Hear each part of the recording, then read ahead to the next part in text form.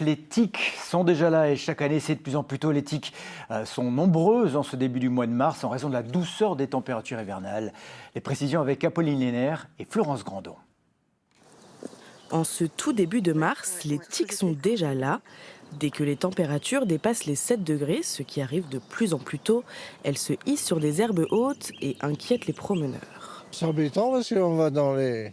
Ici, j'en attrape pas trop parce que d'habitude, je fais du vélo, alors je passe rapidement.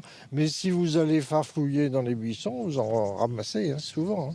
Je sais que le gel, c'est bien pour tuer les tiques et que du coup, il y en a plus puisqu'il n'y a pas de gel en hiver.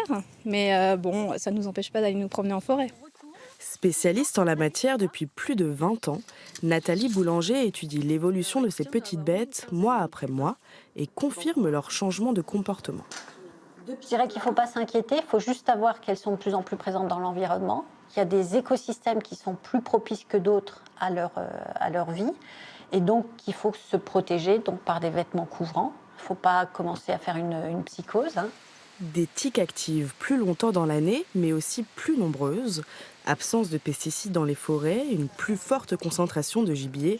L'homme a également sa part de responsabilité dans ce phénomène. Là, pour l'instant, on est dans une phase entre guillemets stationnaire.